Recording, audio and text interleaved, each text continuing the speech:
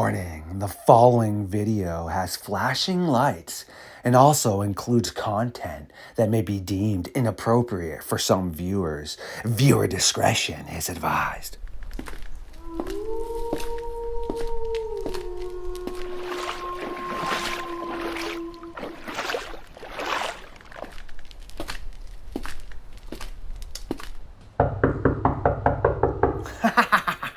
Bigfoot's Barbershop. It is always nice to see you in the darkness of the fox den, awakening me once again to go dogman hunting. Yet please allow me to attend to something.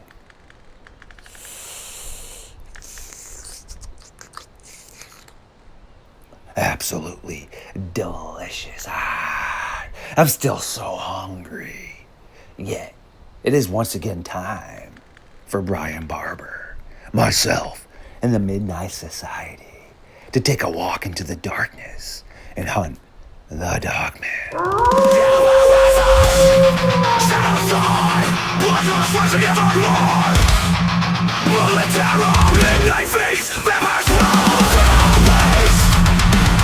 Stood up. I said, oh my god, it's a werewolf, and everybody in the car freaked out.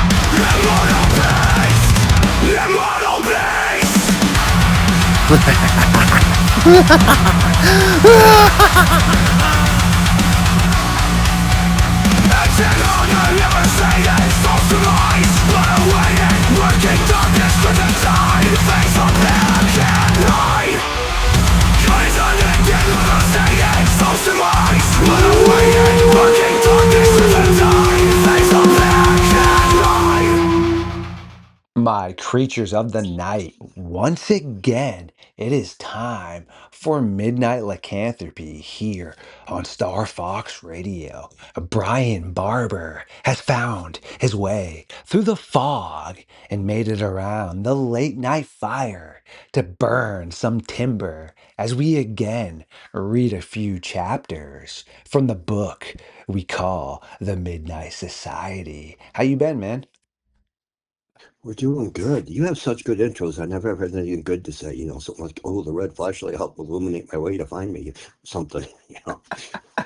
Nah, thanks, man. I appreciate it. Like I was telling you, always been a creative individual at heart. I mean, I was and still definitely participate in some acting stuff. And yeah, it's just good to be able to jump into roles. And I used to actually be given a lot of improv on the short films we'd work on. So yeah, it's something I've always just been able to play around with. I was gonna say, are these all improv, or do you got them wrote down beforehand? Improv, my friend.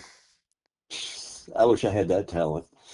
I can do that for somebody's workout, and that's about it. Hey Predict the man, speed. that's good right there. But yeah, no, I just roll that right off my head. I mean, don't get me wrong, sometimes throughout the day I'll think of a couple cool little words that I do want to, twine in, but for the most part I just rip it and it comes out the way it feels. So Excellent.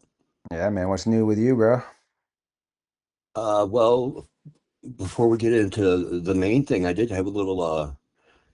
We talked about that experiment I'm doing, and I've had two experiences since then. One was a little more aggressive, where I actually was walking through the woods, and it was a warmer day, so I'm sweating a little more, and got hit in the back with a rock hard enough that it took my breath away.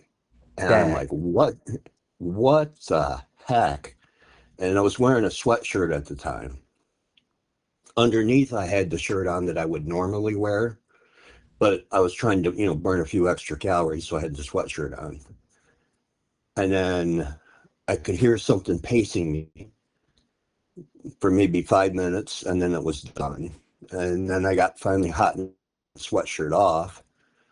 I could hear birds and everything, so to finish my walk, I put my earphones on. And within about 30 seconds of putting my earphones on, I get pinged in the ear with a tiny rock. So first one was a little more aggressive, and I'm wondering if things are already starting to pick up because of supplement changes. And then yesterday we go out, a friend and I, and she changed her hair color from brunette to blonde. And we found a bunch of new stuff because we hadn't been to this area in a little while. So a bunch of new tree structures. And actually, Barb Hartman pointed out some things too, because there's some stuff out there. Now, some of these pictures I totally forgot. Barb and I talked last night. The impressions aren't big enough to be like a Bigfoot, but they're too wide to be human. And Barb's like, they look kind of more like Dogman. Maybe it's Dogman tree art too. So we keep walking, and I had put blue crystals out. All three crystals, one they had to dig down and open a jar to get. Somebody did. Another one they had to take the lid off a peanut butter jar and pull it out of a pipe. And the other one I just had resting in a tree. All three of them were gone. So we start walking back to the car to get more stones, and we come across this bird corpse. The only thing missing is a wing, and the rest of it's plucked off. Were shoved in the ground to the shaft, up to the feathers. And there were definitely tracks nearby, but I couldn't tell what they were because of all the fresh leaf fall. So, with Barb talking wider and shorter prints, makes me wonder if maybe some dogmen have moved into the Bigfoot area. To be honest, I don't know. Do they do tree art? That's gnarly stuff right there, and thanks for sharing. And before I respond to you on that aspect, man, be careful with just because if you hear birds and stuff. I think that's a huge misconsensus out there with people that they think it has to be silent. Nah, dude. I mean, you just experienced that right now, and there are definitely some vocalizations we have on file where you can hear other wildlife in the background.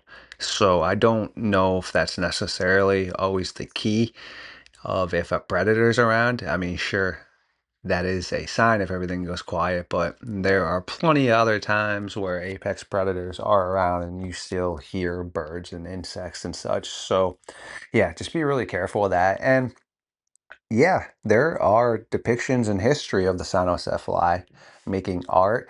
There is also a ton of aspects of them with, like specialized armor and things, man. And dude, they were trading with the Greeks, the Romans, and they were part of the Aztecs. There's depictions of them wearing like headdresses and such, and basically looking similar to the Aztec individual beside them, but at the same time, definitely having some very unique characteristics of creativity. So, yeah, man, I mean, if a civilization can make swords and weapons and fight a war beside you, then they are definitely capable of making art. The question you would have to ask, though, is a more barbaric, war-driven civilization, which is what they were described as, not really caring about good or bad. They would just do pretty much as they please.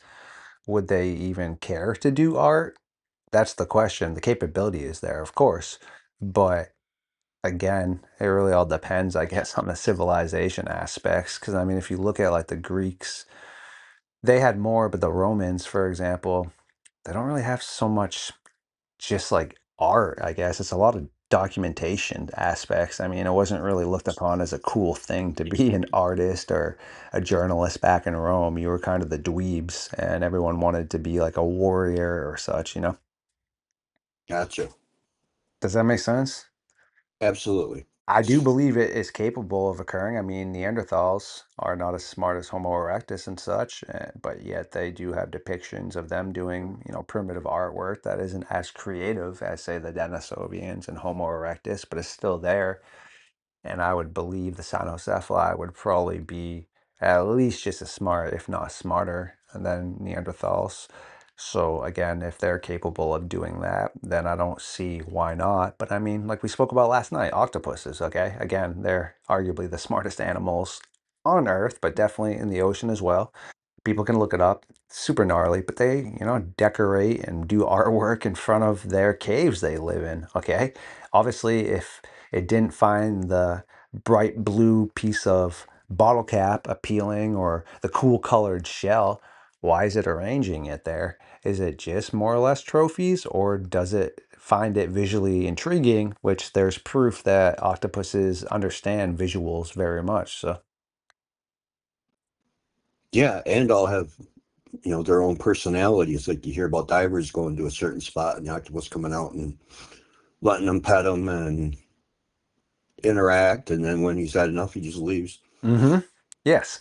So very interesting that you brought that up. But again, I would probably, fall into the line with an answer around that for you. And tonight, man, before we dive into the topic I'd like to bring up to you, if you'd like to give yourself a plug, just explain to the audience what you do, who you are, because I mean, for viewers that always tune in, they're gonna know. But if we do have anyone new popping in, they're not gonna know. So, Uh, Real quick plug, you know, name's Brian. I'm over on, have a YouTube page, Bigfoot's Barber Shop, and I'm also on Grizzly Outlaw Network doing Hidden Realms. And Kenny and I now do stories for bedtime as well. I've been basically researching Bigfoot for the last 5 years. I've been reading about it my entire life, but over the last 4.5 years, I've had interactions and uh, lots of experiences and able to document some things, get some pretty cool pictures. So now we're making rounds talking Bigfoot and trying to open my mind more, including Dogman, because I live in Dogman country. boom, great stuff right there. And to the audience, yes, if you would like to hear me speak about other things that are not Dogman oriented, then yes, check out the show I'm doing with Brian on Saturday nights, 8:30 Eastern time. Stories for bedtime. We are going to be covering a bunch of interesting topics. Don't get me wrong, though, it's things that definitely still make logical sense and have evidence and historical aspects. So I'm definitely not going to be putting out anything that's not credential based, but it's going to be a lot of really interesting stuff. So I do encourage everyone to be on the lookout for that. And man, tonight, dude, some really interesting stuff right here. So everyone probably is aware of a outlet that does outdoor camping gear, fishing, hunting, survival, fashionish. Cabela's definitely a well-known entity when it comes to outdoor survival. Well, they've been putting out hunting games for quite a long time, and as far as I know, they're arguably the top dog in that category. But what's interesting about their hunting games is, yes, they're hunting games. You were fishing for salmon, you were hunting grizzly bears, cougars, wolves. You're not hunting dinosaurs here. You're not hunting anything that doesn't exist. Okay, sounds pretty cool. And I've had a little bit of experience with some of them. But in 2011, they dropped Cabela Dangerous Hunts. Okay. And in this game, you have an interaction a few times with what here at the North American Dogman Project we would call a hyena beast. Wait a second. A cryptid hyena beast in a Cabela hunting game. Yes.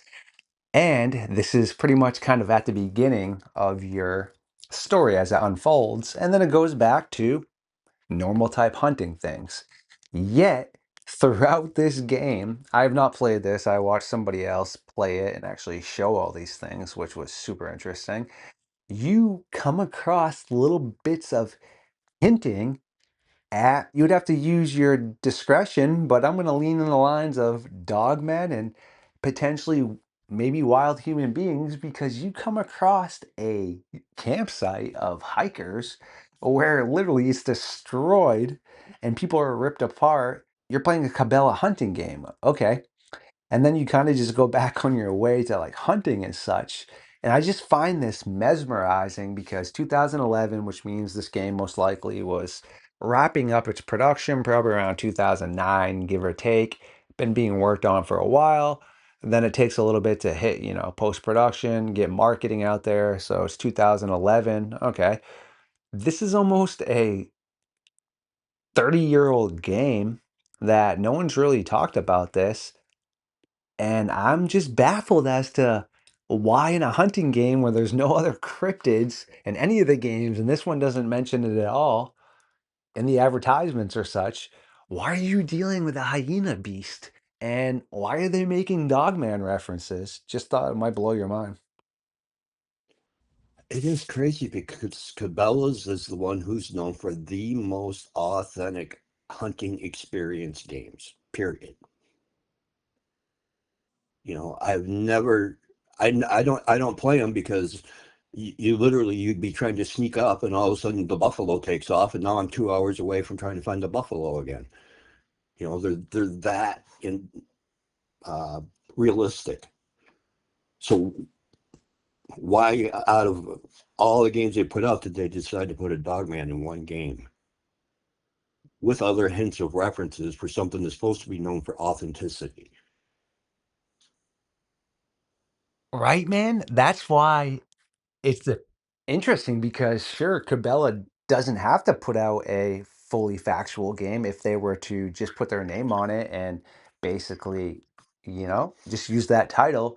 But they never say anything along the lines of that. And as you said, every game is supposed to be a realistic or remotely realistic experience of hunting and being outdoors. So it still has me baffled, and I really can't find any logical reasoning for that except that either somebody that created the game had some sort of interest in this topic and kind of snuck it up in there, not snuck it up in there, but more or less like an Easter egg or something that you don't have to experience to beat the game. You know what I mean, man? You can end up finishing that game and not even have done like a massive amount of cool stuff. So it's not like you have to experience that, yet again, there is nothing else cryptid based in any of these dang games. And in this game, but here's the hyena beast. What the heck? And it's making the creepy kind of sounds, and it's in the cave where people are missing in caves. It's weird. It's like they spoke to us without speaking to us, or like I said, just had some sort of feeling about this, or I don't want to say inside information or such, but because I don't know if actual animal experts are necessarily working on the game. I mean, I'm sure that they've spoke to them to get, ideas of how the animal's going to act, but I don't think a programmer necessarily is a scientist, more or less, but what the heck? Yeah, back in, boy, 2009, I don't even know if they had motion capture back then, did they? You're gonna have to tell me that one. I'm not so sure if they really did, man.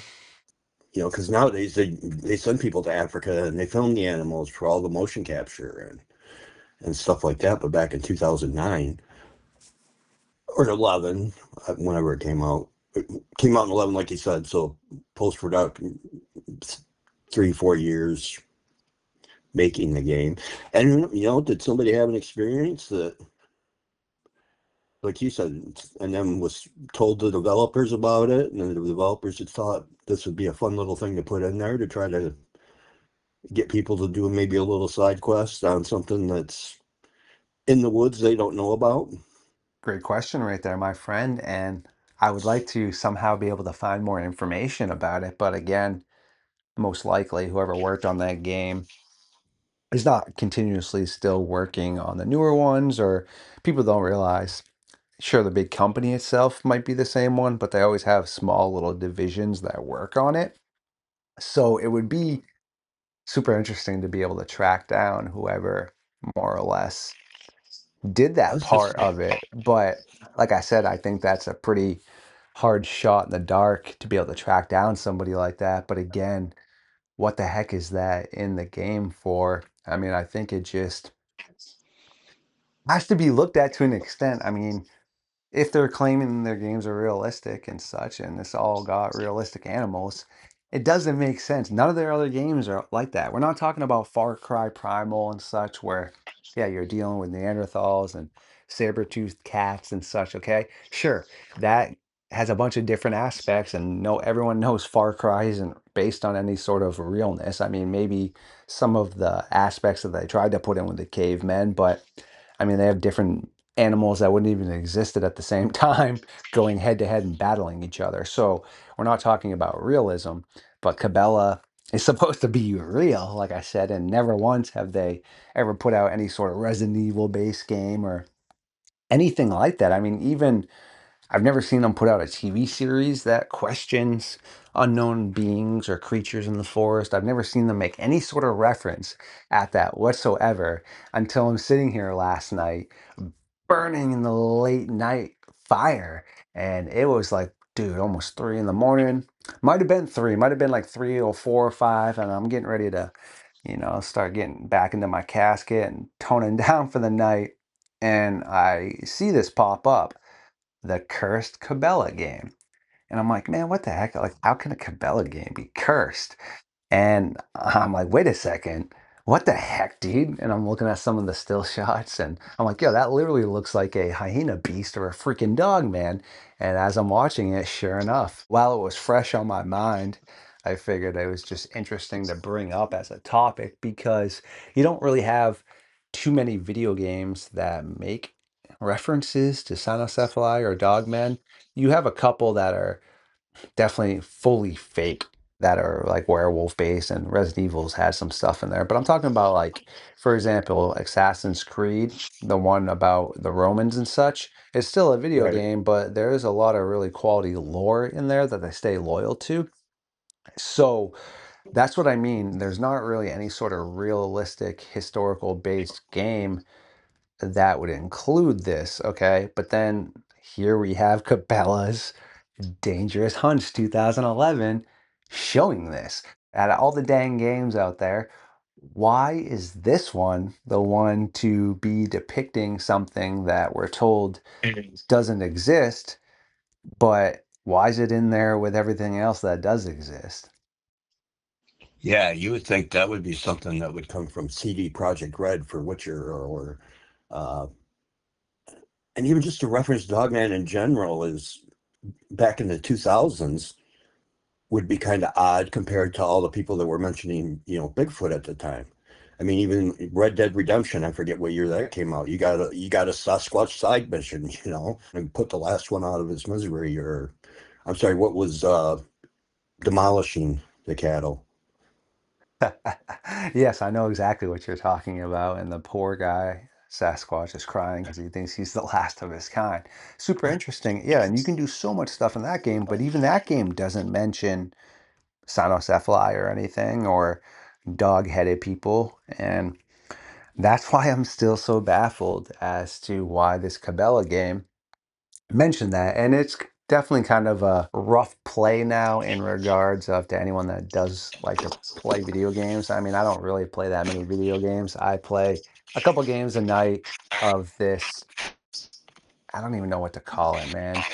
Where you have to definitely play your cards to help your character's abilities and you go head to head. I'll play a few of those a night if my buddies are on, but I don't play enough video games now. I do enjoy them. I mean, I've spent a ton of time playing like Resident Evil and games like that, like Dino Crisis. But now, like I said, I don't do that. But just from watching the gameplay, man, you can tell that's a rough play now in comparison to the games that are out. Because we're talking about, like I said, 2007 to 2009 range, 2011, give or take. Things take a while. So a game from back then, the controls, like, it's kind of humorous. You have to control your upper body and your lower body separately.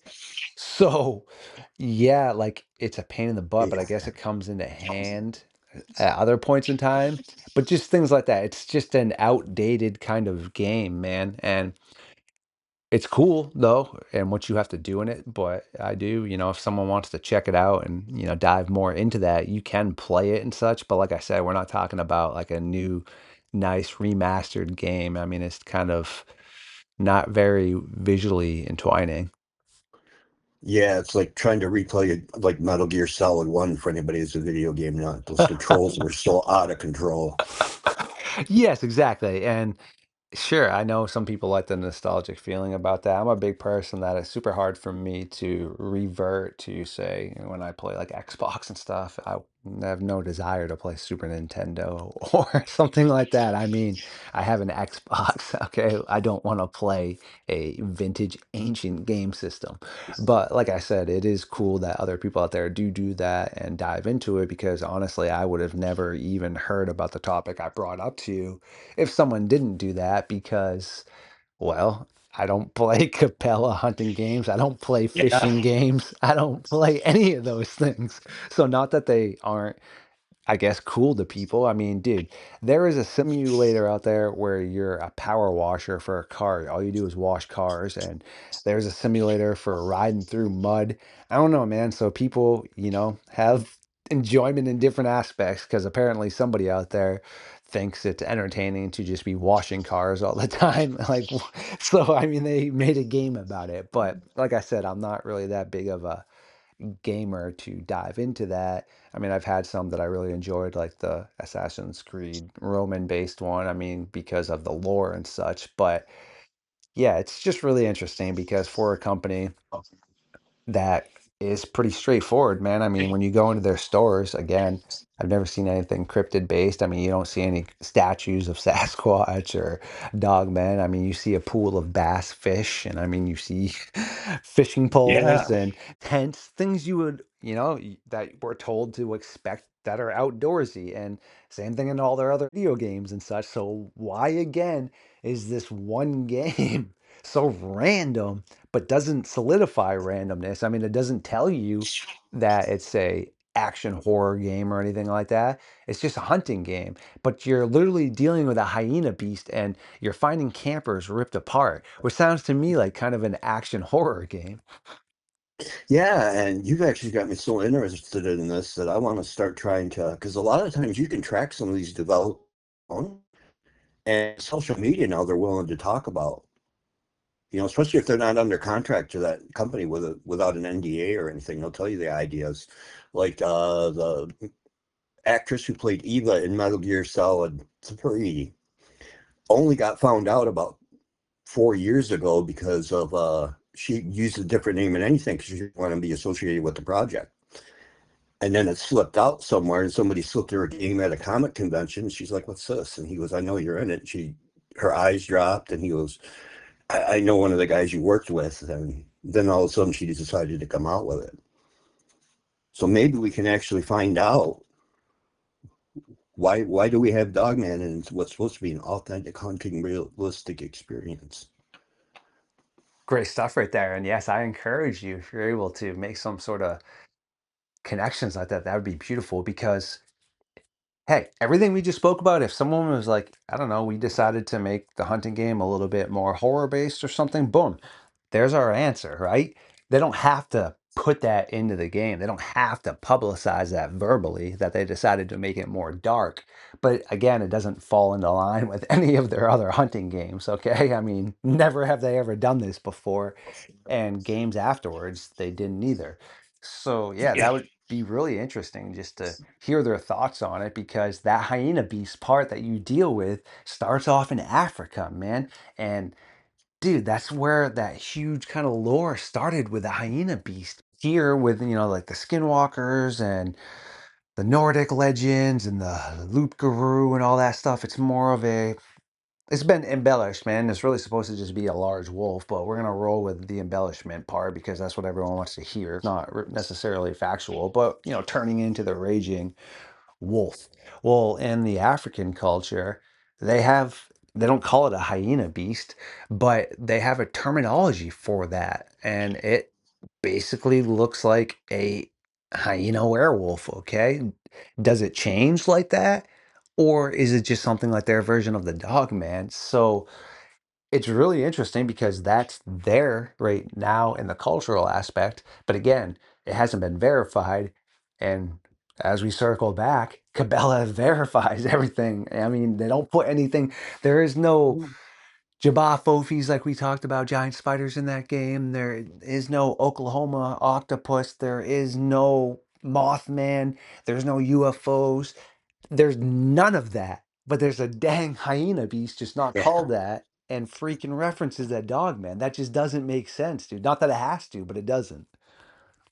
Just to branch off the top a little bit, you probably just make Cabela's about 300 million because they're going to go into this now and go, let's do an entire cryptid stealth hunting authentic experience on cryptids alone. Imagine out in the woods stalking a dog man or trying to trap a Bigfoot or fishing for Nessie. No, for sure, But man. I wish that we had a large enough follow basis for that, but at the moment, man, I mean, without people helping me. I struggle sometimes to get like 70 views on a video, so we got to get the views out first for the Cabela to ever realize who the heck Star Fox and Mr. Barber are. But no, it is super interesting, dude, and I do encourage everyone out there to check it out, man. I mean, there are people that have made videos about that, and it's really awesome. And actually, now that I can just pull it open, somebody that made a good video about it is Matalore Gaming. So, I mean, he does a great job diving into it, but I mean, you can do Google searches, you can do all kinds of things.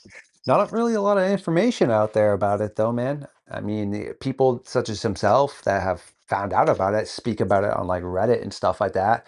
So, unless I had seen it myself in the actual video game as he was playing, it would have kind of just been one of those things where I guess kind of hearsay, but the dude's literally showing you in the dang game what's happening, man. So yeah, I don't Yeah, want to I'm gonna say go check as soon as we're done. I'm gonna go check it out because I want to check. I still play video games, and that's why I'm also very thankful they remade Metal Gear Solid 3 so we could have some decent controls now. yeah, right. So if they actually ever remastered it, it'd be crazy. So you're gonna definitely be dealing with some pretty primitive aspect controls. But like I said, it's not the point of it. The point is, I guess, just to get a better understanding as to what the heck the point of the game is. Because like I said, I have not played the game. I'm watching this other kid play it and just reading about it. And dude, like you said, you're hunting the buffalo, they run away, you and your dad are out there with your brother, and you end up shooting a buck, and then a mountain lion comes, which is another real animal. So I mean, you're dealing with stuff like that, and your dad's like, well, I don't think you can shoot anymore because you've been in the city too long. Then some Canadian geese come, you shoot at the Canadian geese. Yo, okay, that all sounds like what you'd be doing in a Cabela game, correct? But then your dad dives into why he's got this huge scar on his face. And yeah, he's attacked and his buddies were smoked by a hyena beast in Africa. Wait, what? And then you just go back to hunting and your dad and your brother calling you basically soft because you live in the city now. And then yeah, you're just tracking stuff around, and then you have to go get this animal, etc. Seems like a Cabela game. And then all of a sudden, you come across like later on this destroyed campsite of all these hikers and things. So, like I said, I don't necessarily. I haven't played it, so I don't know if you're forced to see all these things or if he Yeah. purposely did things for us to see that. And it's kind of like you said, like a hidden basically chapter or such because there are plenty of games that you don't have to do all kinds of side quests to beat it. I don't know if Metal Gear Solid and those other games were like that. And I mean, this is from 2000, like I said, 9, 7, 11, give or take, whenever they finished making it. So I don't know if that would have been something that was really capable in games because older games are pretty straightforward, man, where you don't have so many choices. Like when I was a kid playing like the Ninja Turtles, dude, there is nothing else except going straight through the battle and not unaliving yourself because then your buddies by themselves and you have to restart the whole level. There is no other way to do it. Super Mario, there's some hidden stuff though, and that's an older game, so that's what I'm Yeah. saying. You know what I mean? I was gonna say, and there's some games where it's very deep, where you have to make certain choices and certain events. The odds of you making all those exact choices are almost slim to none. So then when you do find it, it's supposed to be very special. Witcher 3, which is one of my favorite games. They just found somebody who played 900 hours found another secret ending that nobody knew about. But you had Beautiful. to play over 900 hours. That is awesome. That really, again, before we ties this up, makes me think of the time I did spend playing Assassin's Creed, the Roman-based one. I mean, like I was telling you, you can beat that game without doing all kinds of amazing things. But dude, I would dive to the bottom of these huge pools where you had to hold your breath all the way down and then you'd find these secret chests. I was ended up able to get a unicorn, dude, that was super rare. And then I was able to get armor that looked like from the Immortals. I was able to track down Medusa, also the Minotaur, all these cool things that you didn't necessarily have to even experience to beat the game. You could have stayed on the straight path and just, conquered the opposing forces or the ill-willed Romans, etc., and done your whole entire game. But I purposely tried to do every side quest available and just experience things where you went into haunted swamps and all kinds of stuff. So, but again, that's a game that is made in the last like 10 years. So, but like we did just say, Super Mario, is something like that. As we wrap it up, it's just interesting, man. Like Yeah. why Cabela has a game with a hyena beast in it, man, and Dogman references, just mind blowing. No, I totally agree. My mind's so blown. I'm gonna go look into it and watch the video you did to see what they're doing. Appreciate you coming to chill with us again tonight, man, and always a great chat. And I actually had some other interesting stuff that we could have potentially talked about, but I was like, no, man, that's really cool because recently they found tunnels under the Smokies in Tennessee, and they're not really sure if these are, been used by man because they were already created, or if it kind of ties in with some of the underground cities and such. And the Cynocephali lived in caves and had underground cities, so that's really interesting, and that's something we can touch base on in the future as well. But I figured the whole hyena beast to go for the night because I figured it would definitely blow some minds. So Well, yeah, because actually, while I was talking to you, just before you text me, I was in the middle playing Dragon Age Veilguard, so I do like my video games. wow, you legends! I do adore every single one of you. And if you did make it this far into the video, please like, comment, share, and subscribe to Star Fox Radio. And I will catch you very soon.